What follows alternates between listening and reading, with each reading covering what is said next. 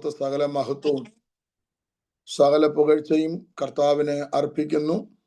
IGM south Dublin സഭയുടെ ശുശ്രൂഷകനായിരിക്കുന്ന pastor Boban George and family, സഭയുടെ സെക്രട്ടറി ആയിരിക്കുന്ന ബ്രദർ അജിത്ത്, അതുപോലെ എനിക്ക് വളരെ പ്രിയങ്കരനായ സഭയുടെ അംഗമായിരിക്കുന്ന brother Raj Tilak and family, മറ്റു പ്രിയപ്പെട്ടവർ എല്ലാവരെയും ക്രിസ്തുവേശുവിൽ ഞാൻ വളരെ വിനയത്തോടെ വന്ദനം ചൊല്ലുന്നു. ഇങ്ങനൊരു അവസരം ദൈവം എനിക്ക് നൽകിയതോർത്ത് ഞാൻ ദൈവത്തെ മഹത്വപ്പെടുത്തുന്നു, ദൈവത്തെ സ്തുതിക്കുന്നു. കർത്താവിൻ്റെ വചനത്തിലേക്ക് വളരെ വേഗത്തിൽ നമ്മുടെ ശ്രദ്ധയെ കൊണ്ടുപോകുവാനായിട്ട് ഞാൻ ആഗ്രഹിക്കുന്നു. എൻ്റെ അറിവ് കറക്റ്റാണെങ്കിൽ അടുത്ത 1 മണിക്കൂർ എനിക്കുണ്ടെന്നാണ് ഞാൻ മനസ്സിലാക്കുന്നത്. അങ്ങനെ തന്നെ അല്ലേ? അതെ പാസ്റ്ററെ, 9 o'clock വരെ ടൈമുണ്ട്. ഓക്കെ. നമുക്കിന്ന് രാത്രിയിലെ ദൈവവചന ധ്യാനത്തിനായി 2 വേദഭാഗങ്ങൾ നമുക്ക് വായിക്കാം. വിശുദ്ധ മത്തായി എഴുതിയ സുവിശേഷം 7-ാം അധ്യായം, അതിൻ്റെ 7, 8, 9, 10 വാക്യങ്ങൾ വളരെ സുപരിചിതമായ വേദഭാഗങ്ങളാണ്. 7-ാം അധ്യായം 7 മുതൽ 10 വരെയുള്ള 11 വരെയുള്ള വാക്യങ്ങളും, ലൂക്കോസിന്റെ സുവിശേഷം 11-ാം അധ്യായം 9, 10, 11, 12, 13 വാക്യങ്ങളുമാണ് നമ്മൾ വായിപ്പാനായിട്ട് ആഗ്രഹിക്കുന്നത്. സമയത്തിൻ്റെ പരിധി കൊണ്ട് നമുക്ക് 7-ാം അധ്യായം അതിൻ്റെ 11-ാം വാക്യവും, ലൂക്കോസിന്റെ സുവിശേഷം 11-ാം അധ്യായം അതിൻ്റെ 13-ാം വാക്യവും നമുക്ക് വായിക്കാം. അങ്ങനെ ദോഷികളായ നിങ്ങൾ നിങ്ങളുടെ മക്കൾക്ക് നല്ല ദാനങ്ങളെ കൊടുക്കുവാൻ അറിയുന്നുവെങ്കിൽ സ്വർഗസ്ഥനായ നിങ്ങളുടെ പിതാവ് തന്നോട് യാചിക്കുന്നവർക്ക് നന്മ എത്ര അധികം കൊടുക്കും.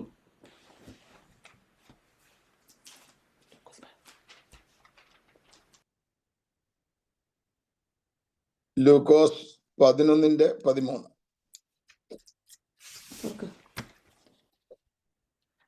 അങ്ങനെ ദോഷികളായ നിങ്ങൾ നിങ്ങളുടെ മക്കൾക്ക് നല്ല ദാനങ്ങളെ കൊടുക്കുവാൻ അറിയുന്നുവെങ്കിൽ സ്വർഗസ്ഥനായ പിതാവ് തന്നോട് യാചിക്കുന്നവർക്ക് പരിശുദ്ധാത്മാവിനെ എത്ര അധികം കൊടുക്കും.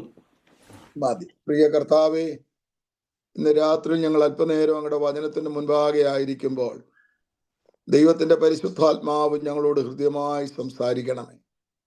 ദൈവവചനത്തിന്റെ ആഴങ്ങളിലേക്ക് പരിശുദ്ധാത്മാവ് ഞങ്ങളെ കൊണ്ടുപോകണമേ. ഹൃദയങ്ങളെ പരിശുദ്ധാത്മാവ് സ്പർശിക്കണമേ. കർത്താവെ, യാതൊരുവിധ ശബ്ദ തടസ്സങ്ങളും ഉണ്ടാകുവാനിടയാകരുത്. അടിയങ്ങളെ ദൈവാത്മാവ് തന്നെ നിയന്ത്രിച്ചു കൊള്ളണമേ. സകല മഹത്വവും ഞങ്ങൾ അങ്ങേക്ക് അർപ്പിക്കുന്നു, യേശു ക്രിസ്തുവിന്റെ വിലയേറിയ നാമത്തിൽ തന്നെ, ആമേൻ. ഞാൻ ഇന്ന് രാത്രിയിൽ ഷെയർ ചെയ്യുവാൻ ആഗ്രഹിക്കുന്ന വിഷയം പ്രാർത്ഥന എന്ന വിഷയമാണ്. നമുക്കറിയാം, നമ്മുടെ ക്രിസ്ത്യ ജീവിതത്തിന്റെ നിലനിൽപ്പ് പ്രാർത്ഥനാ ജീവിതം.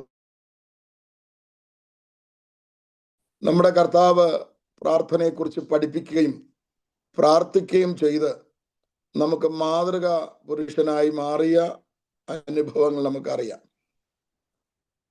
ദൈവസഭയുടെ അടിസ്ഥാന ഉപദേശങ്ങളിൽ ഒന്നാണ് പ്രാർത്ഥന. ആദിമസഭ പ്രാർത്ഥനയ്ക്കായി കൂടി വന്നു എന്ന് നമ്മൾ തിരുവചനത്തിൽ വായിക്കുന്നു. എന്നും ദൈവമക്കൾക്ക് ജീവശ്വാസമായി നിലകൊള്ളുന്ന ഒന്നാണ് പ്രാർത്ഥന. പ്രാർത്ഥന എന്ന വാക്കിനെ നമ്മൾ വിഭജിച്ച് പഠിച്ചാൽ 2 വാക്കുകളുടെ സംഘടിത നാമമാണ് പ്രാർത്ഥന എന്ന പദം. ഒന്ന് പ്രകർഷേണ എന്ന വാക്കാണ്. 2 അർത്ഥന എന്ന വാക്കാണ്. പ്രകർഷേണ എന്ന് പറഞ്ഞാൽ വഴി പോലെ എന്നാണ് ആ വാക്കിന്റെ അർത്ഥം. വഴി പോലെ. അർത്ഥന എന്ന വാക്കിന്റെ അർത്ഥം യാചിക്കുക എന്നാണ്.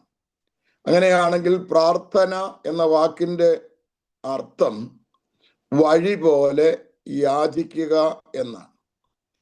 നമുക്കറിയാം, ഇന്ന് ലോകത്തിലുള്ള നാനാജാതി മതസ്ഥരും പ്രാർത്ഥിക്കുന്നവരാണ്.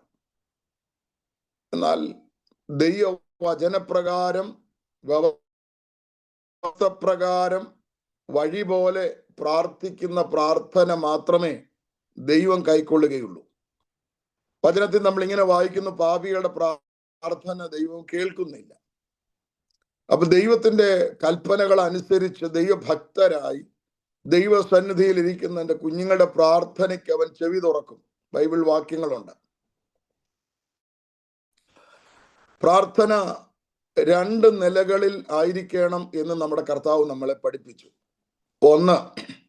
ഒന്നാമത്തെ വശം, നാം നമുക്ക് വേണ്ടി പ്രാർത്ഥിക്കണം.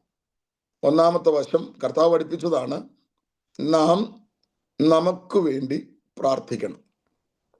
രണ്ടാമത്തെ വശം, നാം മറ്റുള്ളവർക്കായി പ്രാർത്ഥിക്കണം.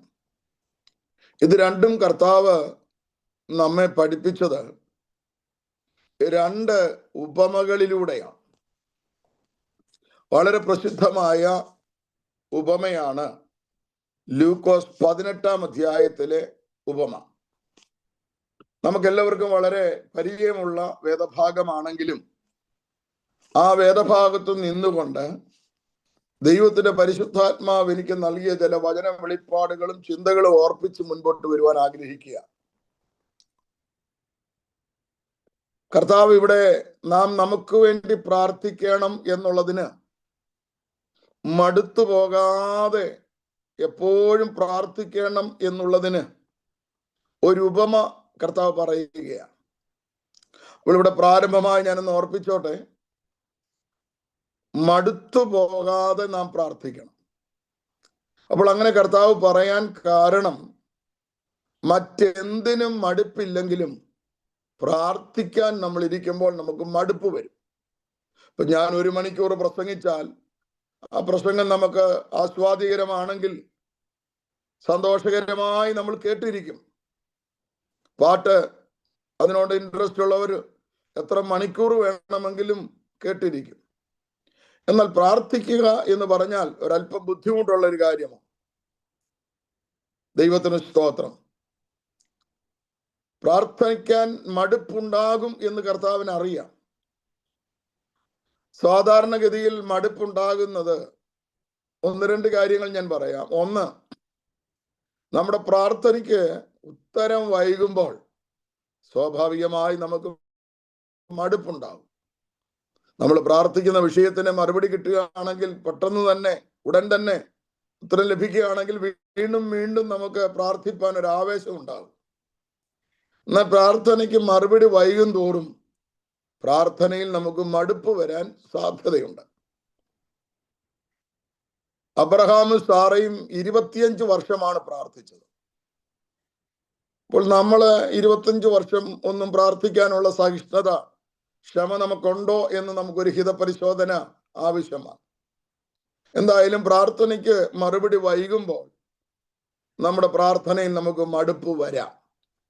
2, നമ്മുടെ ശരീരത്തിൽ ബലഹീനത വരുമ്പോൾ നമുക്ക് മടുപ്പ് വരാം. നമുക്കറിയാം, മണിക്കൂറുകളോളം നമ്മളിരുന്ന് പ്രാർത്ഥിക്കുന്ന ഒരു അനുഭവം ഉണ്ടെങ്കിലും നമ്മുടെ ശരീരം ബലഹീനമായി നാം രോഗിയായി മാറിയാൽ നമുക്കായതുപോലെ ഉപവസിക്കുവാനോ പ്രാർത്ഥിക്കുവാനോ കഴിഞ്ഞെന്ന് വരത്തില്ല.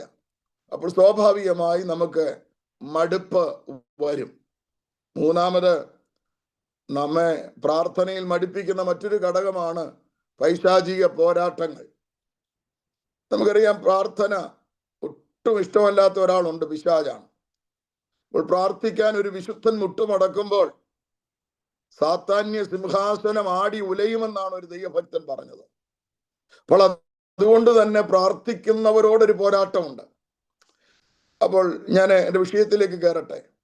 ഇവിടുത്തെ 3 കഥാപാത്രങ്ങളാണ് കർത്താവ് പഠിപ്പിച്ചത്. ഒന്ന് ന്യായാധിപൻ, മറ്റൊന്ന് വിധവ, മറ്റൊരാള് ഈ വിധവയുടെ പ്രതിയോഗി. ഈ ന്യായാധിപന്റെ അടുക്കൽ വിധവ ചെന്ന് ആവശ്യപ്പെടുന്നത് പ്രതിയോഗിയുടെ കയ്യിൽ നിന്ന് എന്നെ രക്ഷിക്കണം എന്നാണ്. ഞങ്ങളെ രക്ഷിക്കണമെന്നല്ല, ഒരു സമൂഹത്തിന്റെ രക്ഷയ്ക്ക് വേണ്ടിയല്ല അവൾ ചെല്ലുന്നത്, ഒരു കുടുംബത്തിന്റെ രക്ഷയ്ക്ക് വേണ്ടിയല്ല അവൾ ചെല്ലുന്നത്. ന്യായാധിപന്റെ അടുക്കൽ ചെന്ന് അവൾക്ക് കാര്യം ബോധിപ്പിക്കുവാനുള്ളത്, പ്രതിയോഗിയുടെ കയ്യിൽ നിന്ന് എന്നെ വിടുവിക്കണം, എന്നെ രക്ഷിക്കണം. പ്രാർത്ഥനയിൽ കർത്താവ് നമ്മെ പഠിപ്പിച്ച ഒന്നാമത്തെ വശം നാം നമുക്ക് വേണ്ടി പ്രാർത്ഥിക്കണം എന്നുള്ളതാണ്. ഞാൻ അവിടെ വാക്കിൽ പറഞ്ഞ ഭാഗം വിടട്ടെ. നാം നമുക്ക് വേണ്ടി പ്രാർത്ഥിക്കുന്നത് പോലെ മറ്റാർക്കും പ്രാർത്ഥിപ്പാൻ കഴിയത്തില്ല. ദൈവത്തിന് സ്തോത്രം. മറ്റുള്ളവരുടെ പ്രാർത്ഥനകളൊക്കെ നമുക്ക് ആവശ്യമാണ്. എന്നാൽ നാം നമുക്ക് വേണ്ടി കരയുന്നത് പോലെ, നാം നമുക്ക് വേണ്ടി നിലവിളിക്കുന്നത് പോലെ, നാം നമ്മുടെ വിഷയത്തിന്റെ ഗൗരവം അറിഞ്ഞ് പ്രാർത്ഥിക്കുന്നത് പോലെ മറ്റൊരാൾക്ക് അത്രത്തോളം ഉത്തരവാദിത്വത്തോടെ ഗൗരവത്തോടെ പ്രാർത്ഥിക്കുവാൻ കഴിഞ്ഞെന്ന് വരികയില്ല. അതുകൊണ്ട് തന്നെയാണ് വളരെ ഗൗരവത്തോടെ കർത്താവ് ഈ കാര്യം പഠിപ്പിക്കുന്നത്. നാം നമുക്ക് വേണ്ടി പ്രാർത്ഥിക്കണം. എന്നാൽ ഇവിടെ ഈ 18-ാം അധ്യായത്തിനകത്ത് ഞാൻ കണ്ടെത്തിയ 4-5 ചിന്തകളാണ് വേഗത്തിൽ ഓർപ്പിച്ചു മുമ്പോട്ട് വരുവാൻ ആഗ്രഹിക്കുന്നത്. ഈ വിധവയുടെ ജീവിതത്തിലെ ചില പരാജയങ്ങൾ, ചില മൈനസ് പോയിന്റുകൾ നമ്മുടെ ജീവിതത്തിൽ പ്ലസ് പോയിന്റുകളായി വിജയമായി മാറുന്ന ചില ചിന്തകൾ എൻ്റെ ഉള്ളിൽ പരിശുദ്ധാത്മാവ് പ്രാർത്ഥനാ മുറിയിൽ നൽകി. ഒന്നാമത്തെ കാര്യം, ചെന്ന് കണ്ടത് അനീതിയുള്ള ന്യായാധിപനെയാണ്. അനീതിയുള്ള ന്യായാധിപനെയാണ്. അവിടെ ന്യായാധിപനെ കുറിച്ച് എഴുതിയിരിക്കുന്നത് ദൈവത്തെ ഭയവുമില്ല, മനുഷ്യനെ ശങ്കയുമില്ല. അപ്പോൾ അവൾ ചെന്ന് കണ്ടത് അനീതിയുള്ള ന്യായാധിപനെയാണ്. അത് അവളുടെ ജീവിതത്തിന്റെ ഒരു പരാജയമാണ്, മൈനസ് പോയിന്റാണ്. അതെങ്ങനെ നമുക്ക് വിജയകരമായി മാറിയത്? ഇവിടെ ഇരിക്കുന്ന സകല ദൈവമക്കൾക്കും അറിയാം. നമ്മൾ കണ്ടെത്തിയത്, കണ്ടുമുട്ടിയത് നമ്മൾ അനീതിയുള്ള ന്യായാധിപനെ അല്ല, നീതിമാനായ ദൈവമെന്നാണ് ബൈബിൾ നമ്മുടെ അപ്പനെ കുറിച്ച് ആമി പറഞ്ഞിരിക്കുന്നത്. നമ്മൾ കണ്ടെത്തിയത് നീതിമാനായ ദൈവത്തെയാണ്. യോഹന്നാന്റെ ലേഖനം 2-ാം അധ്യായം 1-ാം വാക്യം നമുക്ക് കാണാപ്പാഠം അറിയാം. കുഞ്ഞുങ്ങളെ, നിങ്ങൾ പാപം ചെയ്യാതിരിപ്പാൻ ഞാനും നിങ്ങൾക്ക് എഴുതുന്നു. ഒരുവൻ പാപം ചെയ്തുവെങ്കിലോ നീതിമാനായ കാര്യസ്ഥൻ. നമ്മുടെ ദൈവത്തിന് ബൈബിളിൽ കൊടുത്തിരിക്കുന്ന പല പേരുകളിൽ ഒന്നാണ് അവൻ നീതിയുള്ള ദൈവമാണ്, നീതിയുള്ള പിതാവാണ്. സഹോദരങ്ങളെ, ഇന്ന് രാത്രിയിൽ ദൈവാത്മാവിൽ ഞാനൊരു ദൂത് പറയട്ടെ. ഈ ലോകത്തിൽ നമ്മുടെ നീതി മറയപ്പെട്ടു പോകുന്നു എന്ന്, ഈ നീതി ലഭിക്കുന്നില്ലെന്ന് നിങ്ങൾക്ക് തോന്നുന്നുണ്ടെങ്കിൽ ഇന്ന് രാത്രി ദൂത് ഞാൻ പറയാം. നമ്മുടെ സാക്ഷി ഉയരത്തിലും നമ്മുടെ ജാമ്യക്കാരൻ സ്വർഗത്തിലുമുണ്ട്. ആമീൻ. അവൻ ദിനം പ്രതി നീതി നടപ്പാക്കുന്ന ദൈവമാണ്. പ്രഭാതത്തിൽ അരിഞ്ഞ പുൽപ്പുറങ്ങളിൽ പെയ്യുന്ന മഞ്ഞ് പോലെ ദൈവത്തിന്റെ നീതി പ്രഭാതത്തിലെ മഞ്ഞ് പോലെ വെളിപ്പെട്ടു വരുന്ന ഒരു ദിവസം ഉണ്ടാകുമെന്ന് ഇന്ന് രാത്രി ദൈവാത്മാവിൽ ഞാൻ ദൂത് കൈമാറുകയാണ്. നാം കണ്ടെത്തിയത്, മുട്ടുമടക്കിയത്, നിലവിളിക്കുന്നത് അനീതിയുള്ള ഒരു ദൈവത്തിന്റെ മുൻപിലല്ല, നീതിമാനായ ദൈവത്തിന്റെ മുൻപിലാണ് നമ്മൾ മുട്ടുമടക്കിയിരിക്കുന്നത്. എബ്രായ ലേഖനം 6-ാം അധ്യായം 10-ാം വാക്യം, എബ്രായ ലേഖനം 6-ാം അധ്യായം 10-ാം വാക്യം, അവിടെ എഴുതിയിരിക്കുന്നത് നമ്മുടെ കർത്താവ് അനീതി ഉള്ളവനല്ല എന്നാണ്. നമുക്ക് ആ ഭാഗം നന്നായിട്ട് അറിയാം. സ്തോത്രം. നമ്മുടെ കർത്താവ് അനീതിയുള്ളവനല്ല. അവന്റെ പക്കൽ നീതി മാത്രമേ ഉള്ളൂ. ദൈവമക്കളെ, ഈ ലോകത്തിലെ സഭയോ സംഘടനയോ സമുദായമോ ഇവിടുത്തെ ഉന്നത രാഷ്ട്രീയ നേതൃത്വമോ ഒക്കെ നമ്മുടെ ന്യായമായി ലഭിക്കേണ്ട നന്മകളും ഉയർച്ചകളും അനുഗ്രഹങ്ങളും നമ്മുടെ പൊസിഷനുകളും ഒക്കെ തടഞ്ഞു വെക്കുമ്പോൾ, അതിന്റെ വഴി മുടക്കുമ്പോൾ, ആമേൻ, ഇന്ന് രാത്രി ഞാൻ ദൈവാത്മാവിൽ പറയട്ടെ, വിളിച്ച ദൈവം വിശ്വസ്തനാണ്. അവൻ നീതിയോടെ വിധി കൽപ്പിക്കുന്ന ദൈവമാണ്. അവൻ തക്ക സമയത്ത് നീതി നിവർത്തിക്കുന്ന ദൈവമാണ്. അപ്പോൾ അവളുടെ ജീവിതത്തിന്റെ ഒന്നാമത്തെ പരാജയം, അവൾ ചെന്ന് കണ്ടുമുട്ടിയത് അനീതിയുള്ള ന്യായാധിപനെയാണ്. നമ്മൾ കണ്ടുമുട്ടിയത് നീതിമാനായ ദൈവത്തെയാണ്. രണ്ടാമത്തെ പരാജയം നമ്മൾ അവിടെ ശ്രദ്ധിച്ചാൽ, ആ വിധവ ന്യായാധിപന്റെ അടുക്കൽ നേരിട്ടാണ് ചെല്ലുന്നത്. നേരിട്ടാണ്. നമുക്കറിയാം ഇതൊരു കോടതി ഭാഷയിലാണ് പറഞ്ഞിരിക്കുന്നത്. ന്യായാധിപൻ ഇരിക്കുന്നത് കോടതിയിലാണ്. കോടതി ഒരു പ്രാവശ്യമെങ്കിലും കണ്ടിട്ടുള്ളവർക്കറിയാം, കോടതി പോയിട്ടുള്ളവർക്കറിയാം. അവിടെ ജഡ്ജ് ന്യായാധിപൻ വന്നിരിക്കും, വാദിയും പ്രതിയും വന്നു. അവർക്ക് 2 ലോയേഴ്സ്, വക്കീലന്മാരുണ്ട്. അപ്പോൾ പ്രതിക്ക് വേണ്ടി വാദിക്ക് വേണ്ടി അവിടെ വാദിക്കുന്നത് അഡ്വക്കേറ്റേഴ്സ് ആണ്, ലോയേഴ്സ് ആണ്. പക്ഷെ ഇവിടെ ഈ വിധവ നേരിട്ട് ന്യായാധിപന്റെ അടുക്കൽ ചെന്നിട്ട് പറയുന്നത്, എന്നെ എൻ്റെ പ്രതിയോഗിയുടെ കയ്യിൽ നിന്ന് എന്ത് ചെയ്യണം, രക്ഷിക്കണം. അപ്പോൾ അവിടെ ജീവിതത്തിന്റെ 2ാമത്തെ പരാജയം. അവളുടെ വക്കാലത്ത്, അവിടെ വിഷയം, അവിടെ കേസ് ഒന്നെടുത്ത് ന്യായാധിപന്റെ മുമ്പിൽ പറയാൻ അവൾക്കൊരു വക്കീൽ, കാര്യസ്ഥനില്ല. അതൊരു പരാജയമല്ലേ? നമ്മുടെ ജീവിതത്തിൽ അതെങ്ങനെ വിജയമായി മാറിയത്? ഒരു ദൈവ പൈതൽ ദൈവസന്നിധിയിൽ മുട്ടുമടക്കുമ്പോൾ ദൈവമക്കളെ ഓർത്തിരിക്കണം, മിനിമം നമുക്ക് 3 ലോയേഴ്സ്, വക്കീലന്മാരുണ്ട്. ഒന്ന്, പിതാവിന്റെ വലതു ഭാഗത്ത് പുത്രൻ തമ്പുരാൻ നമുക്ക് വേണ്ടി മധ്യസ്ഥത അണയ്ക്കുകയാണ്. അവിടെ എഴുതിയിരിക്കുന്നത്, പിതാവിന്റെ വലതു ഭാഗത്ത് നമുക്ക് വേണ്ടി പക്ഷപാതം കഴിക്കുന്നു എന്നാണ് ബൈബിൾ എഴുതിയിരിക്കുന്നത്. പക്ഷപാതം കഴിക്കുന്നു. പക്ഷപാതം എന്ന് പറഞ്ഞാൽ പക്ഷം പിടിച്ചു വാദിക്കുന്നവൻ എന്നാണ് അതിന്റെ അർത്ഥം.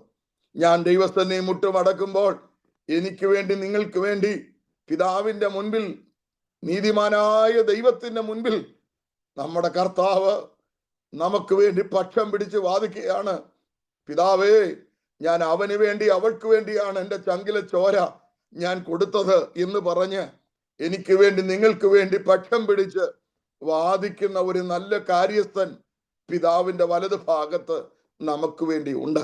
പിതാവിന്റെ വലതു ഭാഗത്ത് ജീസസ് വക്കീൽ നമുക്ക് വേണ്ടി ഉണ്ട്, അഡ്വക്കേറ്റ് ഉണ്ട്. 2, സ്തോത്രം, നമുക്ക് പരിശുദ്ധാത്മാവെന്ന വക്കീൽ നമ്മുടെ കൂടെ ഉണ്ട്. കർത്താവ് പറഞ്ഞു, ഞാൻ പോകാഞ്ഞാൽ കാര്യസ്ഥൻ നിങ്ങളുടെ അടുക്കൽ വരികയില്ല. ഞാൻ പിതാവിന്റെ അടുക്കൽ ചെല്ലും. യോഹന്നാൻ 14 ഞാൻ പിതാവിന്റെ അടുക്കൽ ചെല്ലും, പിതാവിനോട് ചോദിച്ച് പരിശുദ്ധാത്മാവെന്ന മറ്റൊരു കാര്യസ്ഥനെ ഞാൻ നിങ്ങൾക്കായി അയച്ചു തരും. അവിടെ അഡ്വക്കേറ്റ്, കാര്യസ്ഥൻ എന്നാണ് എഴുതിയിരിക്കുന്നത്. ആ യോഹന്നാന്റെ ലേഖനത്തിൽ അതേ പദമാണ് ഇവിടെയും ആവർത്തിച്ചിരിക്കുന്നത്. ഒന്നുകൂടെ ക്ലിയറായി റോമാലേഖനത്തിൽ അപ്പോസ്തലനായ പൗലോസ് പറയുകയാണ്, റോമാലേഖനം അവണ്ണം തന്നെ ആത്മാവ് നമ്മുടെ ബലഹീനതകൾക്ക് തുണ നിൽക്കുന്നു. വേണ്ടും പോലെ പ്രാർത്ഥിക്കേണ്ടത് എന്തെന്ന് നാം അറിയുന്നില്ലല്ലോ. ആത്മാവ് തന്നെ ഉച്ചരിച്ചു കൂടാത്ത ഞരക്കങ്ങളാൽ നമുക്ക് വേണ്ടി പക്ഷപാതം ചെയ്യുന്നു. എന്നാൽ ആത്മാവിശുദ്ധന്മാർക്ക് വേണ്ടി ദൈവഹിത പ്രകാരം പക്ഷപാതം ചെയ്യുന്നത് കൊണ്ട് ആത്മാവിന്റെ ചിന്ത ഇന്നതെന്ന് ഹൃദയങ്ങളെ പരിശോധിക്കുന്നവൻ അറിയുന്നു. എന്നെ കേൾക്കുന്ന വാത്സല്യ ദൈവമക്കളെ, നാം പ്രാർത്ഥനാ മുറിയിലേക്ക് പ്രവേശിക്കുമ്പോൾ നമുക്ക് വേണ്ടി നമ്മുടെ കൂടെ ഇരുന്ന് പക്ഷം പിടിച്ച് വാദിക്കുവാൻ ആത്മാവെന്ന കാര്യസ്ഥൻ, ഒരു വക്കീൽ നമുക്കുണ്ട്. ഹല്ലേലൂയ. എത്ര വലിയ പ്രാർത്ഥനാ വീരനാണെങ്കിലും, എത്ര വലിയ പ്രാർത്ഥനാ വീരമതിയാണെങ്കിലും പ്രാർത്ഥിക്കേണ്ടത് എങ്ങനെയെന്ന് നമുക്കറിയത്തില്ല പ്രിയരെ. നമ്മുടെ പല പ്രാർത്ഥനകളും ഒന്ന് റെക്കോർഡ് ചെയ്ത് നമ്മൾ വീണ്ടും അതൊന്ന് കേട്ടാൽ നമുക്കറിയാം അതിനകത്തെ പ്രൈസ് ദി ലോർഡ്, ഹല്ലേലൂയയും സ്തോത്രവും, പിന്നെ സ്തോത്ര പല പദങ്ങൾ എടുത്തു മാറ്റിയാൽ ആ പ്രാർത്ഥനയ്ക്കകത്തൊന്നുമില്ല പ്രിയരെ. ഞാൻ പലപ്പോഴും ശ്രദ്ധിക്കാറുണ്ട്, രോഗിയായ കർത്താവേ, വന്ന കർത്താവേ, നിന്ന കർത്താവേ, പോയ കർത്താവേ, ആമീൻ കർത്താവേ, ഹല്ലേലൂയ കർത്താവേ, സ്തോത്രം കർത്താവേ. എല്ലാത്തിനകത്തും നമ്മൾ ഈ സ്തോത്രവും ഹല്ലേലൂയയും പ്രൈസ് ദി ലോർഡും ഇതൊക്കെ എടുത്ത് മാറ്റിയാൽ നമ്മുടെ പ്രാർത്ഥനയ്ക്കകത്ത്, പലരുടെയും പ്രാർത്ഥനയ്ക്കകത്ത് ഒന്നുമില്ല.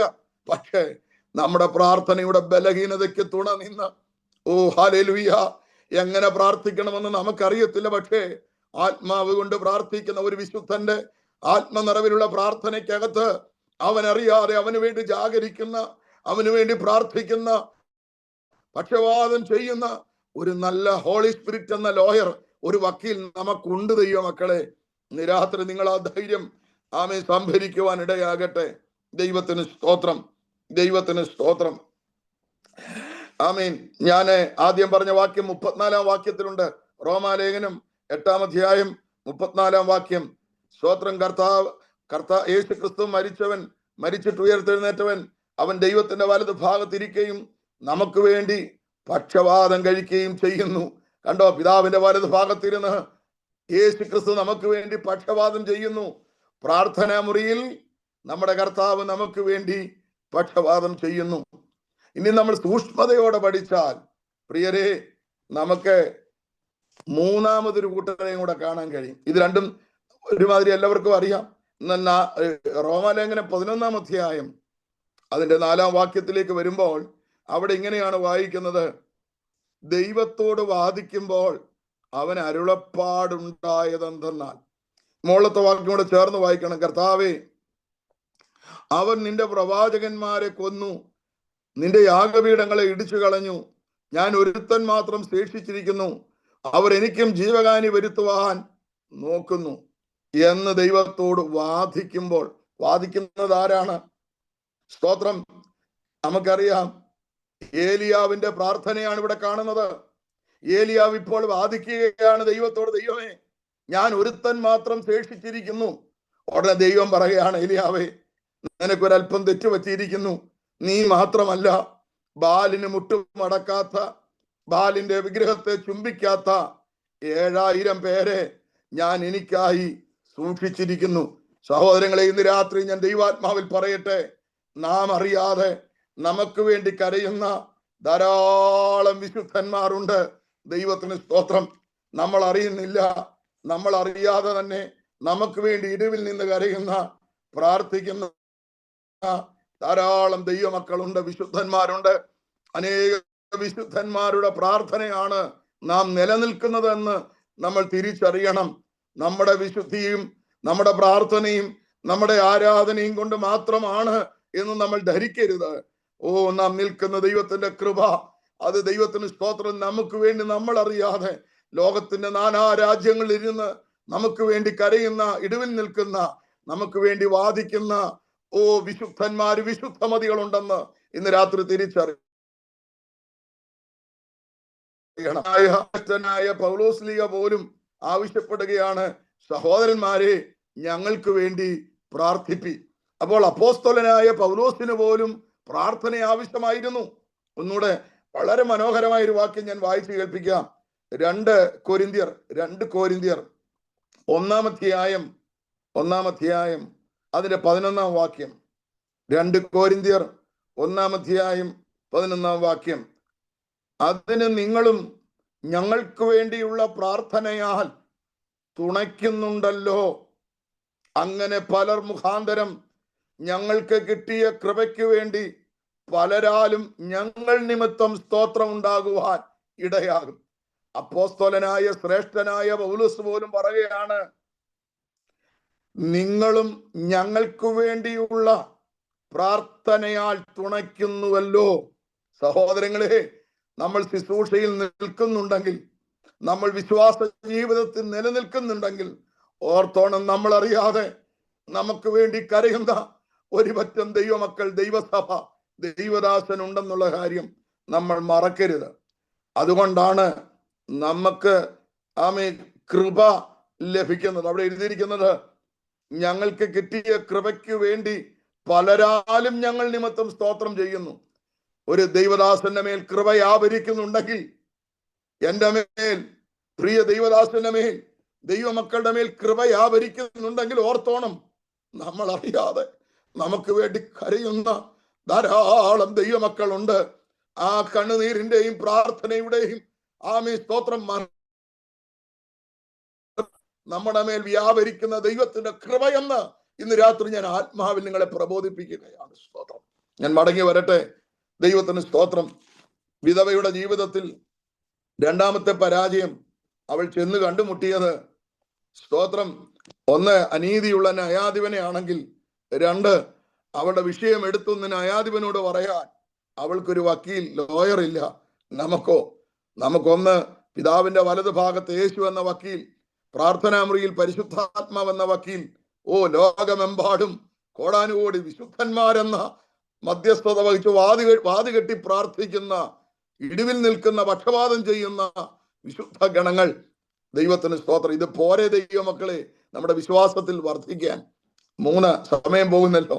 3, അവൾ ന്യായാധിപന്റെ അടുക്കൽ ചെന്ന് അവൾക്ക് എടുത്തു പറയാൻ ഒരു വാക്തത്വമില്ല, ഒരു ലോ ഇല്ല. നമുക്കറിയാം, കോടതിയിൽ ചെന്നാൽ വാദിയും പ്രതിയും വാദിക്കുന്നത്, അവരുടെ വക്കീലന്മാരെടുത്ത് വാദിക്കുന്നത് ബൈ ലോയാണ്, നിയമമാണ്. നിയമം വെച്ചാണ് വാദിക്കുന്നത്. നമുക്കറിയാം, കുത്തിയതാണെങ്കിലും കുത്തിയതല്ല എന്ന് തെളിയിക്കാൻ കഴിവുള്ള വക്കീലന്മാരുണ്ട്. ഒത്തിരി അനുഭവങ്ങളൊക്കെ, ഫിസിക്കൽ മീറ്റിംഗ് ആയിരുന്നെങ്കിൽ കുറെയൊക്കെ സംഭവങ്ങളോട് എടുത്ത് പറഞ്ഞു അയാൾ. ഉണ്ട വിഴുങ്ങി വക്കീലന്മാർ നമ്മുടെ ഇടയിലുണ്ട് കേരളത്തിൽ. വെടിയുണ്ട മറ്റൊരു ഉണ്ട പോക്കറ്റിൽ ഇട്ടുകൊണ്ട് വാദിക്കാൻ കയറി ആ ഒറിജിനൽ ഉണ്ട കാണാൻ മേടിച്ചു. ആരും അറിയാതെ നിമിഷങ്ങൾക്കുള്ളിൽ വക്കീൽ ആ ഉണ്ട വിഴുങ്ങിക്കളഞ്ഞു. തന്റെ കോട്ടിന്റെ പോക്കറ്റിൽ കിടന്ന ഉണ്ടയെടുത്തു. എന്നിട്ട് ജഡ്ജിയോട് പറഞ്ഞു, സാർ, ഈ ഉണ്ട ആ തോക്കിനകത്തുനിന്ന് ഇട്ടു നോക്കിയപ്പോൾ ആ തോക്കിൽ ഈ ഉണ്ട ചേരത്തില്ല. ആ കേസ് തള്ളിപ്പോയി.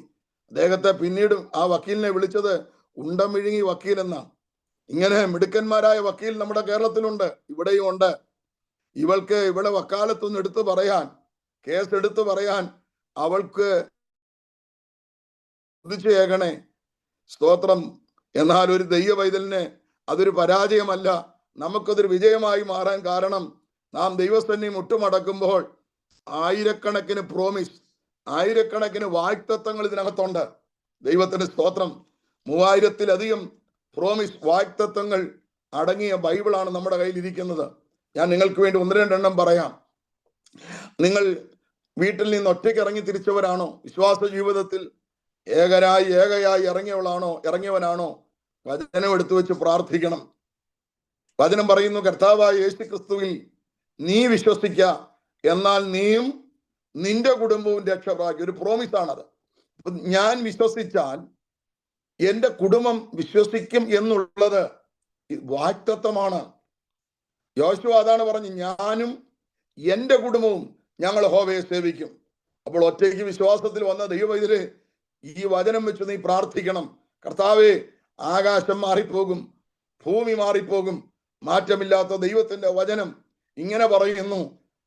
വിശ്വാസത്തിലേക്ക് വന്ന എന്റെ ജീവിതത്തിൽ, ഈ സത്യത്തിലേക്ക് വന്ന ഞാൻ അറിഞ്ഞ ഈ യേശുവിനെ, എന്റെ പേരൻസ്, എന്റെ പ്രിയപ്പെട്ടവൻ, എന്റെ കുഞ്ഞുങ്ങൾ, അവർ ഈ കർത്താവിനെ അറിയണം. സ്തോത്രം. രോഗിയായി ഭാരപ്പെടുകയാണോ? ദൈവവചനം വെച്ച് പ്രാർത്ഥിക്കണം. വചനം പറയുന്നു, അവന്റെ അടിപ്പിണരുകളാൽ നിങ്ങൾക്ക് സൗഖ്യം വന്നിരിക്കുന്നു. യഹോവയായ ദൈവം പറയുന്നു, ഞാൻ നിന്നെ സൗഖ്യമാക്കുന്ന യഹോവയാകുന്നു. എന്റെ പ്രിയ സഹോദരങ്ങളെ, 100 കണക്കിന് പ്രോമിസ്, വാഗ്ദത്തങ്ങളുണ്ട്. കടഭാരത്താൽ വലയുന്ന ഒരു ദൈവവൈതലാണോ?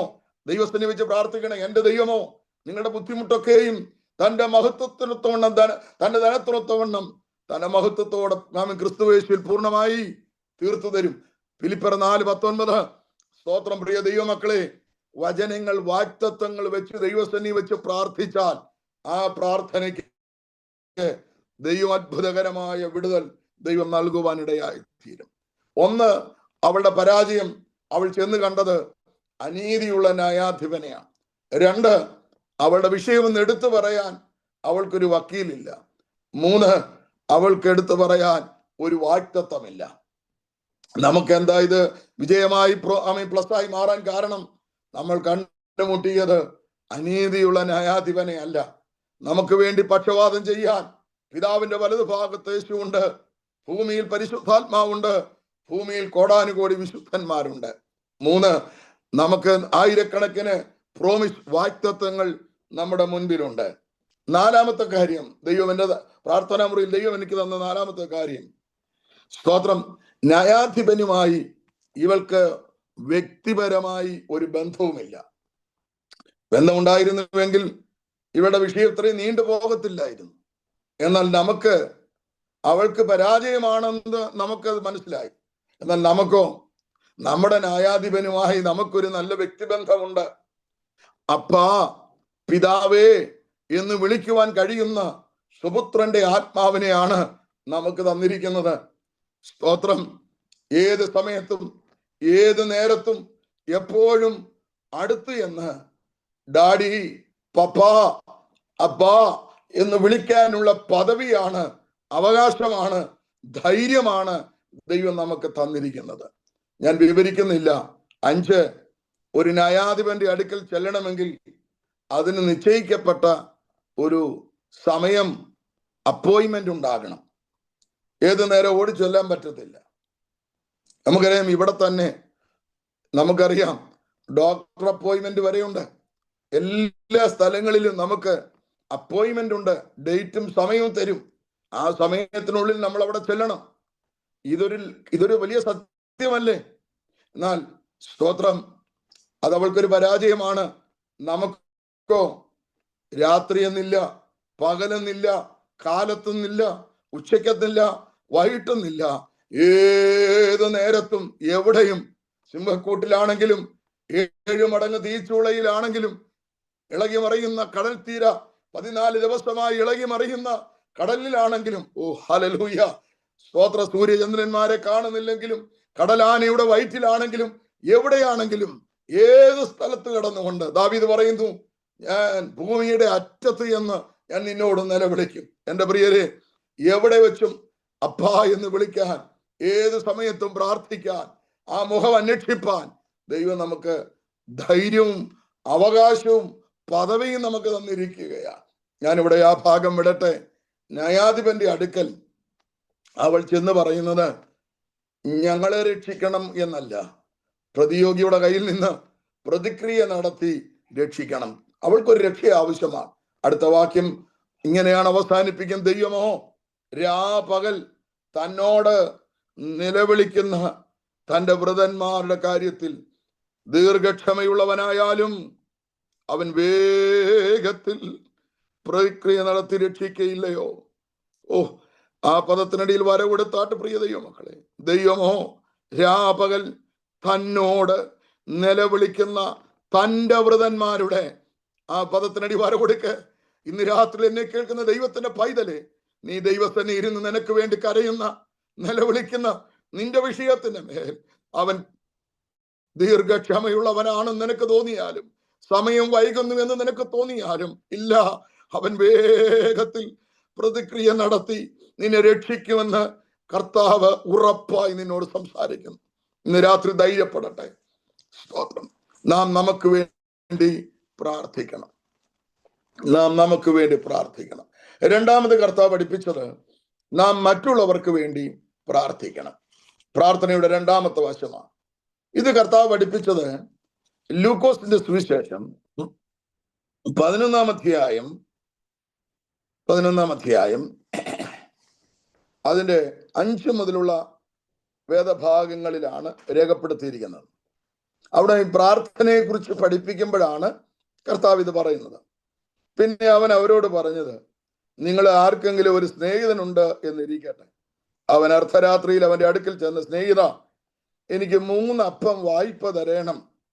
എൻ്റെ ഒരു സ്നേഹിതൻ വഴിയാത്രയിൽ എൻ്റെ അടുക്കൽ വന്ന് അവന് വിളമ്പിക്കൊടുപ്പാൻ എൻ്റെ പക്കൽ ഏതുമില്ല എന്ന് അവനോട് പറഞ്ഞാൽ, എന്നെ പ്രയാസപ്പെടുത്തരുത്, കഥ കടച്ചിരിക്കുന്നു, പൈതങ്ങളും എൻ്റെ കൂടെ കിടക്കുന്നു, എഴുന്നേറ്റ് തരുവാൻ എനിക്ക് കഴിയുകയില്ല എന്ന് അകത്തു നിന്ന് ഉത്തരം പറഞ്ഞാലും, അവൻ സ്നേഹിതനാകൊണ്ട് എഴുന്നേറ്റ് അവനെ കൊടുക്കയില്ലെങ്കിലും അവൻ ലജ്ജ കൂടാതെ മുട്ടിക്ക നിമിത്തം എഴുന്നേറ്റ് അവന് വേണ്ടുന്നിടത്തോളം കൊടുക്കുമെന്ന് ഞാൻ നിങ്ങളോട് പറയുന്നു.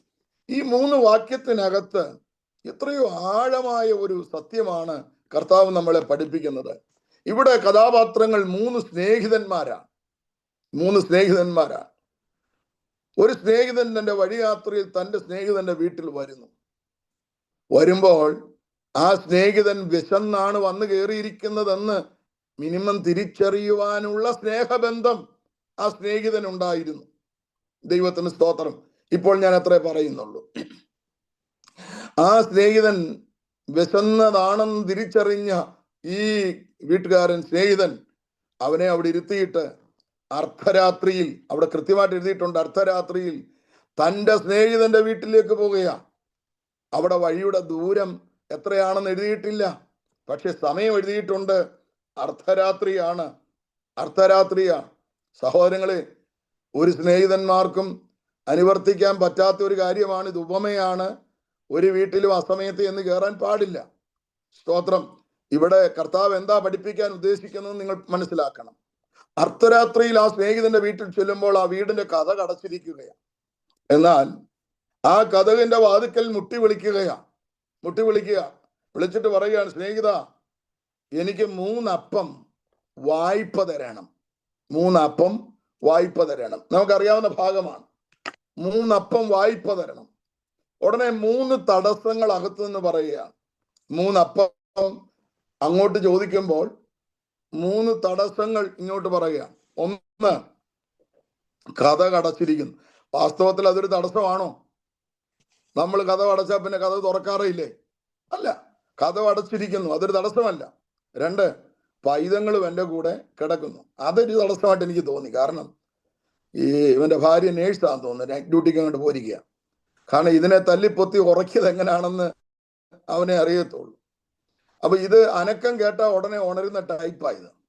സ്തോത്രം. അതുകൊണ്ട് പറയണ പൈതങ്ങളും എൻ്റെ കൂടെ കിടക്കുന്നു. അതും ഒരു തടസ്സമല്ല, പോട്ടെ.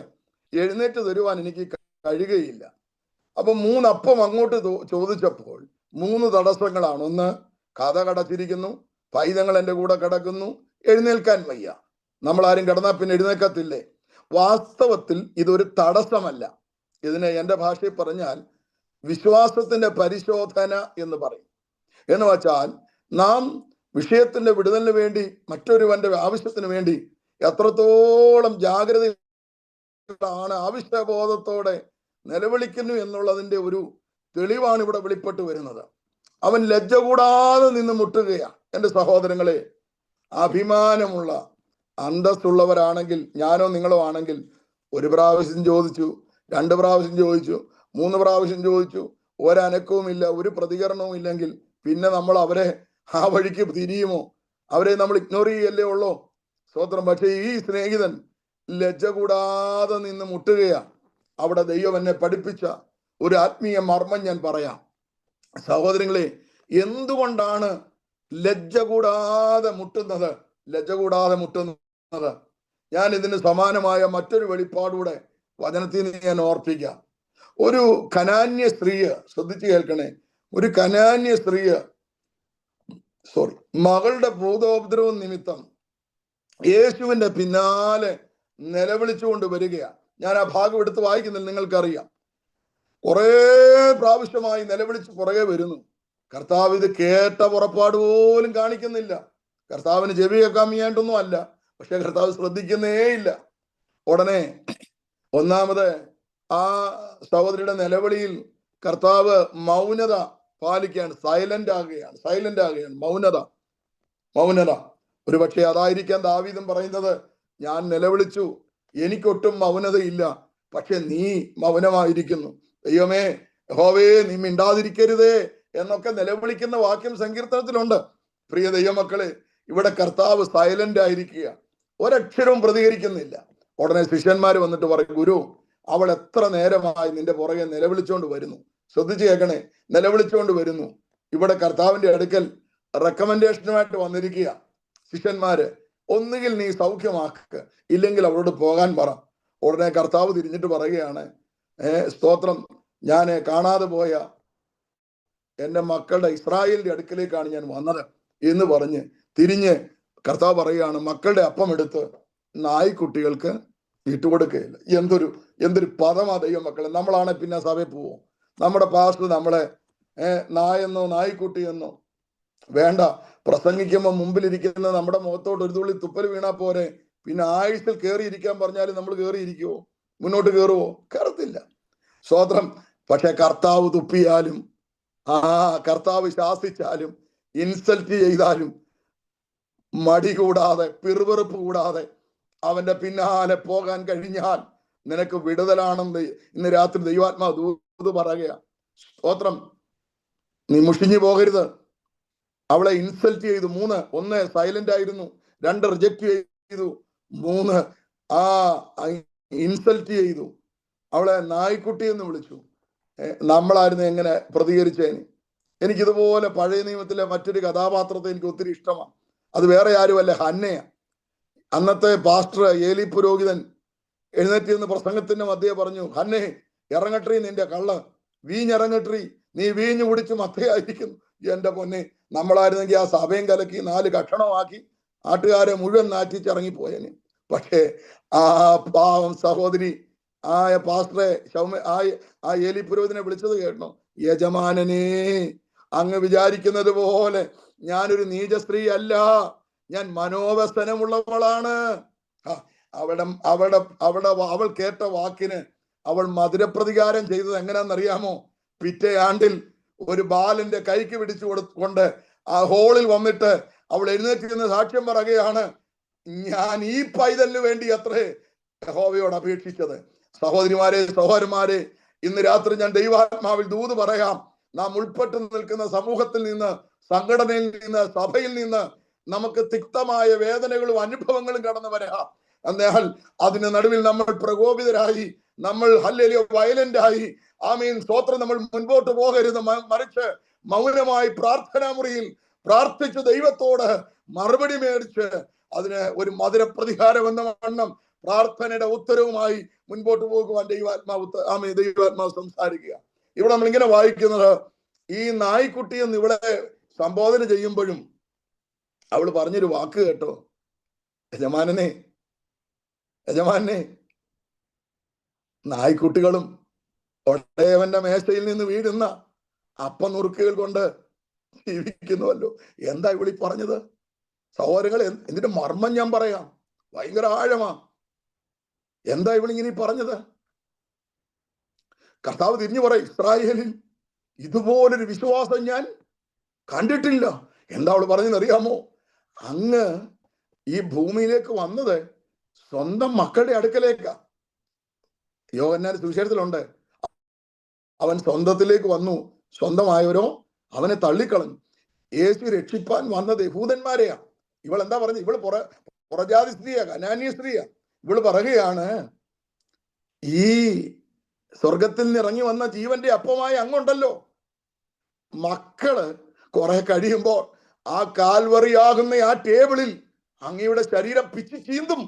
ആ ടേബിളിൽ നിന്ന്, ആ കാൽവറി ക്രൂശിൽ നിന്ന് ചെതറി വീഴുന്ന ഒരു ബ്രോക്കൺ അപ്പത്തിന്റെ ഒരംശം മതി, ഒരു തുള്ളി രക്തം മതി പുറജാതി സ്ത്രീയായ എന്റെ കുഞ്ഞിന് സൗഖ്യം വരുവാൻ. അതാണ് യേശു വിളിച്ചു പറഞ്ഞത്. ഓ, ഇതുപോലൊരു വിശ്വാസം ഞാൻ ഭൂമിയിൽ കണ്ടിട്ടില്ല. സഹോദരങ്ങളെ, കാൽവറി ക്രൂശിലെ ദർശനമാണ് അവൾ കണ്ടത്. ഇന്ന് രാത്രി ദൂതി ഞാൻ പറയാം, എല്ലാവരും നിന്നെ അപമാനിക്കുമ്പോൾ, എല്ലാവരും നിന്നെ റിജക്ട് ചെയ്യുമ്പോൾ, എല്ലാവരും നിന്നെ ഇൻസൾട്ട് ചെയ്യുമ്പോൾ, നിന്നെ ഇഗ്നോർ ചെയ്യുമ്പോൾ, ഇന്ന് രാത്രി കാൽവറിയുടെ ദർശനം നിന്റെ അകത്ത് കയറട്ടെ. ദൈവത്തിന് സ്തോത്രം. പ്രിയരെ, ഞാൻ എന്താ ഇത് പറഞ്ഞു വരുന്ന മനസ്സിലായോ? ഈ കർത്താവ് സൈലന്റ് ആയിട്ടിരുന്നപ്പോഴും, കർത്താവ് റെക്കമെൻഡേഷൻ തള്ളി റിജക്ട് ചെയ്തപ്പോഴും ഇവൾ പിന്മാറാഞ്ഞതിന്റെ മർമ്മം എന്താണെന്നറിയാമോ? ഒരിക്കൽ പോലും യേശുവിൽ നിന്ന് കുഞ്ഞുമകൾക്ക് സൗഖ്യമില്ല എന്നൊരു പദം പുറപ്പെട്ടിട്ടില്ല. സൗഖ്യമില്ല എന്നവന്റെ വായിൽ നിന്ന് വന്നിട്ടില്ല. കാരണം അവന്റെ പക്കൽ ധാരാളം വിടുതലുണ്ട്, സൗഖ്യമുണ്ട്, വീണ്ടെടുപ്പുണ്ട്. സ്തോത്രം. നിങ്ങൾ ആ ലൂക്കോസ് 11 വന്നേ.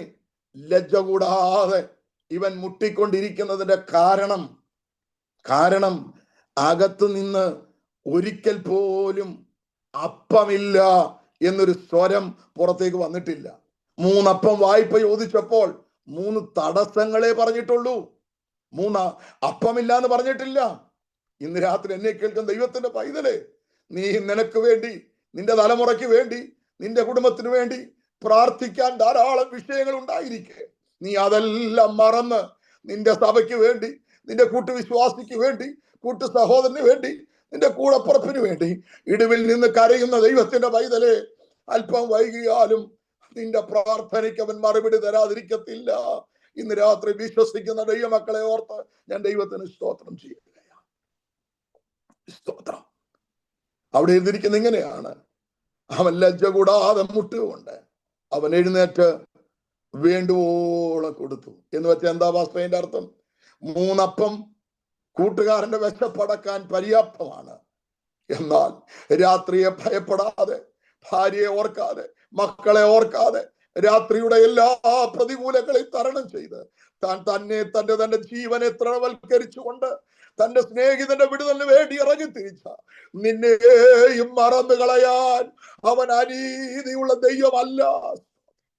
യോബ് തന്റെ സ്നേഹിതന്മാർക്ക് വേണ്ടി പ്രാർത്ഥിച്ചപ്പോൾ ദൈവം തന്റെ സ്നേഹിതന്മാരുടെ സ്ഥിതി മാത്രമല്ല തന്റെ സ്ഥിതിക്കും ദൈവം ഭേദം വരുത്തി. തലയ്ക്ക് മീതെ പ്രതിസന്ധിയുള്ള ഉച്ചയുള്ളങ്കാല് വരെ വ്രണം പിടിച്ച് മക്കൾ 10 നഷ്ടപ്പെട്ട് തന്റെ ആടുമാടുകളും ഒട്ടകങ്ങളും എല്ലാം ദാസിദാസന്മാരും നഷ്ടപ്പെട്ട് സ്വന്തം ഭാര്യ പോലെ തള്ളിപ്പറഞ്ഞ ദൈവഭക്തൻ അതെല്ലാം മറന്നു തന്റെ സഹോദരങ്ങൾക്ക് വേണ്ടി, തന്റെ കൂടപ്പുറപ്പുങ്ങൾക്ക് വേണ്ടി, തന്റെ സ്നേഹിതന്മാർക്ക് വേണ്ടി താൻ ഇടിവിൽ നിന്ന് മധ്യസ്ഥത അടച്ചപ്പോൾ സ്വർഗത്തിലെ ദൈവം തമ്പുരാൻ പറഞ്ഞു, അവരുടെ വിഷയത്തിന് വേണ്ടി മാത്രമല്ല, ഞാൻ നിന്റെ വിഷയത്തിനും പരിഹാരം തരിക. സഹോദരങ്ങളെ, ഈ ഉപവാസത്തിന്റെ നടുവിൽ ഈ സൂമിലൂടെ ഈ മെസ്സേജ് ഇന്ന് രാത്രി നിങ്ങൾ ആഴമായി ഏറ്റെടുക്കുവാൻ നിങ്ങൾക്കിടയായി തീരട്ടെ. ഞാൻ വായിച്ച വാക്യത്തിലേക്ക് വന്ന് നിങ്ങൾക്ക് വേണ്ടി പ്രാർത്ഥിപ്പാൻ ആഗ്രഹിക്കുക. ഈ 2 വേദഭാഗങ്ങളിലും നിങ്ങൾ ശ്രദ്ധിക്കേണ്ട അതിപ്രധാനമായ 3 കാര്യമുണ്ട്. ഒന്ന്, 3 കൽപ്പനകളുണ്ട്.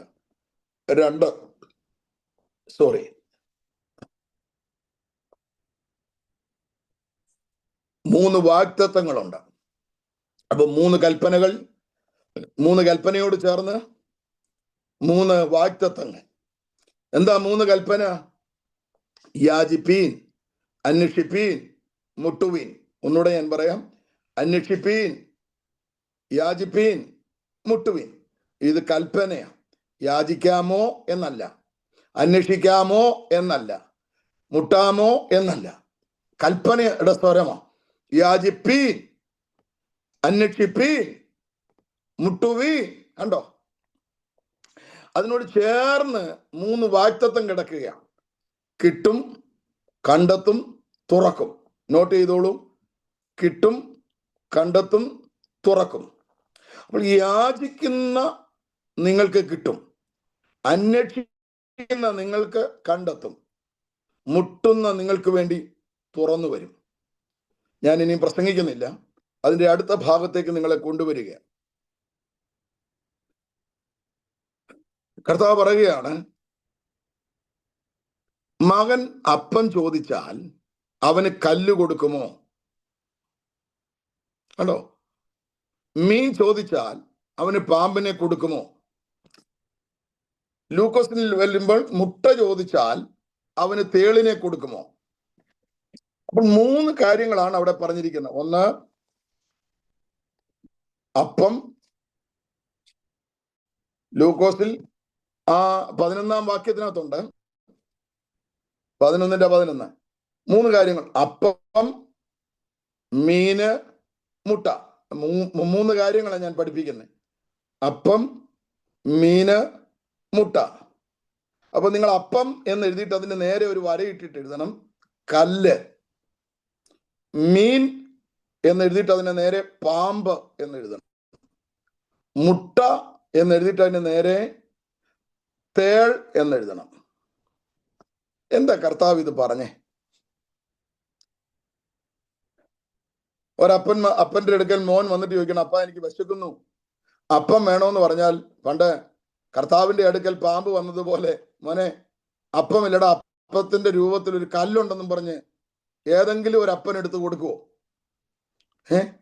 മീൻ ചോദിച്ചാൽ, മോനെ മീനില്ലടാ, മീനിന്റെ രൂപത്തിലുള്ള ഒരു പാമ്പുണ്ട് എന്ന് ഒരു അപ്പനും പറയത്തില്ല.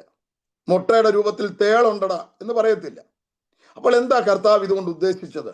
വളരെ ലളിതമാ ദൈവമക്കളെ. ഒരു മനുഷ്യന്റെ സമീകൃത ആഹാരമാണ്, പോഷക ആഹാരമാണ് അപ്പം, മീൻ, മുട്ട. നോക്കിയ നിങ്ങൾ അതൊന്ന് നോക്കി, എത്ര ശ്രേഷ്ഠമാ കർത്താവിന്റെ വാക്കുകൾ ശ്രദ്ധിച്ച്. അപ്പം, ജീവന്റെ നിലനിൽപ്പിന് ആവശ്യമായ ഘടകങ്ങളാണ് അപ്പം, മീന്, മുട്ട. എന്നാൽ ഓപ്പോസിറ്റോ? കല്ല്, പാമ്പ്, തേള്. നമുക്കറിയാം, കല്ലൊന്നും വേണ്ട. നമ്മുടെ വയറ്റിൽ സഞ്ചിക്കകത്ത് ഒരു കല്ലിന്റെ അംശം പോയാൽ മതി, മുടിയുടെ അംശം പോയാൽ മതി, സർജറി ചെയ്യേണ്ടി വരും. അപ്പോൾ അതിന്റെ അർത്ഥം ലളിതമാണ്. ആദ്യത്തെ 3 കാര്യം, അപ്പം, മീന്, കല്ല്, മനുഷ്യന് ഗുണകരമാണ്, അവന്റെ ജീവന്റെ നിലനിൽപ്പിന് അത്യന്താപേക്ഷിതമാണ്. അതിനിപ്പുറത്ത് കല്ല്, പാമ്പ്, തേള് മനുഷ്യന് ദോഷകരമായ സംഭവങ്ങളാണ്. കല്ല് ദോഷം ചെയ്യുന്നതാണ്, പാമ്പ് മരണഹേതുവാണ്, തേള് ഉടനെ മരിക്കത്തില്ലെങ്കിലും മേലുകീഴ് നിന്ന് ചാടും. തേള് കുത്തിയിട്ടുള്ളവർക്ക് അറിയാം. സ്തോത്രം. ഇവിടെ പിന്നെ അതൊന്നും നിങ്ങൾക്ക് പെട്ടെന്ന് മനസ്സിലാവുമെന്ന് എനിക്ക് അറിയത്തില്ല, ഇവിടുത്തെ കുഞ്ഞുങ്ങൾക്ക്. സ്തോത്രം. നാട്ടിൻപുറങ്ങളിൽ നിന്ന് വന്നവർക്കറിയാം, ഒരു പഴുതാര കടിച്ചാൽ മതി നമുക്ക് മേലുകീഴ് ചാടും. അപ്പൊ തേളെന്ന് പറയുന്ന സാധനം ഭയങ്കര സാധനമാണ്. ഇതിനകത്ത് വേറെ രസം, ഞാൻ ഈ ഫിസിക്കൽ മീറ്റിങ്ങിലൊക്കെ ഇതൊക്കെ ചൊവ്വിനെ വിവേചിച്ച് വിശ്വാസികളെ വിവേചിച്ച് പറയാറുണ്ട്. ഈ പാമ്പ് ഫ്രണ്ട് കൊണ്ട് അറ്റാക്ക് ചെയ്യുന്ന സാധനമോ, തേള് പാല് കൊണ്ട് അറ്റാക്ക് ചെയ്യുന്ന സാധനമോ. ഈ ചിലര് ചിരിച്ചോണ്ട് വരും, ബാക്കി കൂടെ കടിച്ചിട്ട് പോകും. 1.5 മാസം കഴിഞ്ഞാലും അതിന്റെ കട്ടുകഴുപ്പ് മാറത്തില്ല. ഞാനൊന്നും അറിഞ്ഞില്ലേ എന്നുള്ള ഭാവത്തിൽ ഇറങ്ങിപ്പോകും. പോട്ടെ, ഇന്നെന്റെ സബ്ജക്റ്റ് ഒന്നും അല്ലാത്തതുകൊണ്ട് ഞാൻ അങ്ങോട്ട് കിടക്കുന്നില്ല. സഹോദരങ്ങളെ, ഒരു കാര്യം ഞാൻ പറയാം.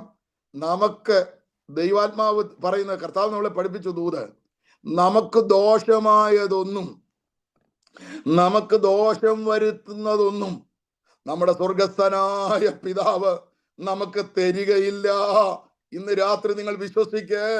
സ്തോത്രം. നമുക്ക് ദോഷമായതൊന്നും തിന്മയായതൊന്നും നമ്മുടെ കർത്താവ് നമുക്ക് തരികയില്ല ദൈവമക്കളെ. നമുക്ക് നന്മയായത് മാത്രം, അനുഗ്രഹമായത് മാത്രം. ഈ രണ്ടിടത്തും 2 പദങ്ങളുണ്ട് ദൈവമക്കൾ. ദോഷികളായ നിങ്ങൾ നിങ്ങളുടെ മക്കൾക്ക് നല്ല ദാനങ്ങളെ കൊടുക്കുന്നുവെങ്കിൽ, ലൂക്കോസ് എന്താ പറയുന്നറിയാമോ? ദോഷികളായ നിങ്ങൾ നിങ്ങളുടെ മക്കൾക്ക് നല്ല ദാനങ്ങളെ കൊടുക്കുന്നുവെങ്കിൽ സ്വർഗസ്ഥനായ പിതാവ് തന്നോട് യാചിക്കുന്നവർക്ക് പരിശുദ്ധാത്മാവിനെ എത്രയധികം, നന്മ എത്രയധികം, പരിശുദ്ധാത്മാവിനെ എത്രയധികം. ഇന്ന് രാത്രി എന്നെ കേൾക്കുന്ന ദൈവത്തിന്റെ പൈതലെ, പ്രാർത്ഥിക്കുന്ന ഒരു ദൈവഭക്തന് ദൈവം ഈ ഭൂമിയിൽ അവന്റെ വിശ്വാസ ജീവിതത്തിന് നിലനിൽപ്പിനാവശ്യമായ സകല നന്മകളും സകല അനുഗ്രഹങ്ങളും ദൈവം നൽകും. ഇന്ന് രാത്രി നിങ്ങൾ വിശ്വസിക്ക്. പ്രാർത്ഥിക്കുന്ന ദൈവ പൈതലെ, ആത്മീയ തലങ്ങളിലും ഭൗതിക തലങ്ങളിലും ദൈവം നിങ്ങളെ അനുഗ്രഹിപ്പാൻ ദൈവശക്തനായ ദൈവമാണ്. ഈ ഭൂമിയിലെ നന്മകൾ ദൈവം നിങ്ങൾക്ക് തരും. സ്വർഗത്തിലെ സകലവിധ ആത്മീയ അനുഗ്രഹങ്ങളും ദൈവം നിങ്ങൾക്ക് നൽകും. ആമേൻ. ഒന്നുകൂടെ ഞാൻ പറയട്ടെ. ആമേൻ. സ്തോത്രം. പ്രാർത്ഥിക്കുന്ന ദൈവത്തിന്റെ പൈതലേ, ഈ ഭൂമിയിൽ ധാരാളമായി അനുഭവിക്കുവാൻ ദൈവം നിങ്ങൾക്ക് ഇവിടെ നന്മകൾ തരുന്നതോടൊപ്പം തന്നെ ഒരു വിശുദ്ധ ജീവിതം നയിച്ച് നിത്യതയിൽ എത്തിച്ചേരാൻ പരിശുദ്ധാത്മാവിനെ എത്രയധികം അവൻ നൽകി തരുന്ന ദൈവമാണ്. രാത്രി കർത്താവ് നിങ്ങളെല്ലാവരെയും അനുഗ്രഹിക്കട്ടെ. ഞാൻ ഒന്നുകൂടെ പറഞ്ഞ് അവസാനിപ്പിക്കട്ടെ. പ്രാർത്ഥന എന്ന വാക്കിന്റെ അർത്ഥം വഴി പോലെ യാചിക്കുക എന്നാണ്. വഴിവിട്ടുള്ള പ്രാർത്ഥനകൾക്ക് മറുപടി ലഭിക്കുകയില്ല. നമ്മുടെ കർത്താവ് പ്രാർത്ഥനയെ കുറിച്ച് പഠിപ്പിച്ചത് 2 വശങ്ങളാണ്. ഒന്ന്, നാം നമുക്ക് വേണ്ടി പ്രാർത്ഥിക്കണം. അതിന് വിധവയുടെ എക്സാമ്പിൾ ആണ് ഞാൻ പറഞ്ഞത്. അവരുടെ ജീവിതത്തിലെ 5 പരാജയങ്ങൾ നമ്മുടെ ജീവിതത്തിന് 5 വിജയങ്ങളായി മാറി. അവൾ ആവശ്യപ്പെട്ടത് പ്രതിയോഗിയുടെ കയ്യിൽ നിന്ന് എന്നെ രക്ഷിക്കണമെന്നാണ്. കർത്താവ് ഒടുവിൽ പറഞ്ഞു, ദൈവമോ രാപകൽ തന്നോട് നിലവിളിക്കുന്നവന്റെ ബുധന്മാരുടെ കാര്യത്തിൽ അവൻ ദീർഘക്ഷമയുള്ളവനായാലും അവൻ വേഗത്തിൽ പ്രതിക്രിയ നടത്തി രക്ഷിക്കയില്ലയോ? അതേ, ഇന്ന് രാത്രി ദൈവത്തിന്റെ വൈതലേ, നമ്മുടെ വിഷയത്തിന്റെ മേൽ പലപ്പോഴും നമ്മൾ മറുപടി വൈകുമ്പോൾ മടുപ്പ് വരാൻ സാധ്യതയുണ്ട്. അറിയാതെ യോജിക്കും, ദൈവമേ എന്റെ പ്രാർത്ഥന നീ കേൾക്കുന്നില്ലേ? ഞാൻ മറ്റു പലർക്ക് വേണ്ടി പ്രാർത്ഥിച്ചു, അവർക്ക് ഉടൻ തന്നെ വിടുതൽ കിട്ടി. എന്നാൽ എനിക്ക് വേണ്ടി, എന്റെ വിഷയത്തിന് വേണ്ടി, എന്റെ കുഞ്ഞുങ്ങൾക്ക് വേണ്ടി പ്രാർത്ഥിച്ചിട്ട് എന്തേ മറുപടി വൈകുന്നത്? ഇല്ല സഹോദരങ്ങളെ, സമയം വൈകയില്ല. അവൻ വേഗത്തിൽ മറുപടി നൽകി, ഉത്തരം നൽകി മാനിക്കുന്ന ദൈവമാണ്. നാം നമ്മെ തന്നെ മറന്ന് നാം മറ്റുള്ളവർക്ക് വേണ്ടി പ്രാർത്ഥിക്കണം. മറ്റുള്ളവർക്ക് വേണ്ടി നാം ഇടിവിൽ നിൽക്കണം. ഞാൻ എൻ്റെ വാക്കിവിടെ അവസാനിപ്പിക്കട്ടെ. ഏറ്റവും ഒടുവിൽ ഞാൻ വായിച്ച വാക്യത്തിൽ നിന്ന് ഞാൻ ഓർപ്പിച്ചത്, കർത്താവ് നമ്മോട് കൽപ്പിക്കുകയാണ്, യാചിപ്പീൻ, അന്വേഷിപ്പീൻ, മുട്ടുവീൻ. അതിനോട് ചേർന്ന് അവൻ വാക്തത്വങ്ങൾ പറഞ്ഞിട്ടുണ്ട്, കിട്ടും, കണ്ടെത്തും, തുറക്കപ്പെടും. പ്രാർത്ഥിക്കുന്ന ദൈവവൈതലേ, നിനക്ക് അവൻ നന്മ തരും. പ്രാർത്ഥിക്കുന്ന ദൈവത്തിന്റെ വൈതലേ, പരിശുദ്ധാത്മാവിന്റെ ശക്തി നിന്റെ മുമ്പിൽ വാതിൽ തുറന്നു തരും. വലുതും സഫലവുമായൊരു വാതിൽ ദൈവം നിന്റെ മുമ്പിൽ തുറന്നു വച്ചിരിക്കുകയാണ്. ഇന്ന് രാത്രി ഞാൻ ആത്മാവിൽ ഈ ദൂത് കൈമാറുമ്പോൾ അത് റിസീവ് ചെയ്ത് കർത്താവിന്റെ സന്നിധിയിൽ പ്രാർത്ഥിക്കുവാൻ നമുക്ക് സമയം വേർതിരിക്കാം. പ്രാർത്ഥനയ്ക്കായി നമ്മെ അതിനായി ഏൽപ്പിച്ചു കൊടുക്കാം. ഈ ഉപവാസ പ്രാർത്ഥനയിൽ ആണ്ടവസാനിക്കുമ്പോൾ ദൈവത്തിന്റെ ആത്മാവ് ദൂത് കൈമാറുകയാണ്. ഒരു വടിയുടെ പ്രാർത്ഥനയിൽ മുന്നേറാൻ, ഒന്നുകൂടെ പ്രാർത്ഥനയ്ക്കായി സമർപ്പിക്കപ്പെടുവാൻ, ദേശത്തിന് വേണ്ടി കരയാൻ, സഭയ്ക്ക് വേണ്ടി കരയാൻ, ദൈവമക്കൾക്ക് വേണ്ടി, വിശുദ്ധന്മാർക്ക് വേണ്ടി, വിശുദ്ധമതികൾക്ക് വേണ്ടി കരയാൻ ഈ ദിവസങ്ങൾ നമ്മെ തന്നെ ഒരുക്കാം. ഈ വചനങ്ങളാൽ ദൈവം നിങ്ങളെ എല്ലാവരെയും അനുഗ്രഹിക്കട്ടെ എന്ന് ഞാൻ ദൈവസന്നിധിയിൽ ആത്മാർത്ഥമായി പ്രാർത്ഥിക്കുന്നു. എളിയവനെ ഓർത്തും ദൈവമക്കൾ പ്രാർത്ഥിക്കൂ. ആമേൻ. അവസരം ഒരുക്കി തന്ന ദൈവസഭയോട്, ദൈവദാസനോട് ഹൃദയം നിറഞ്ഞ നന്ദി പറയുന്നു. God bless you all. എല്ലാവരെയും കർത്താവ് അനുഗ്രഹിക്കുമാറാകട്ടെ. Hallelujah, hallelujah. വളരെ ശക്തമായി ദൈവത്തിന്റെ ആലോചന ദൈവസഭയോട്, ദൈവദാസനിലൂടെ അറിയിച്ചുവല്ലോ പ്രാർത്ഥനയെക്കുറിച്ച്. ഹല്ലേലൂയ. എന്താണ് പ്രാർത്ഥന? അതിന്റെ അർത്ഥം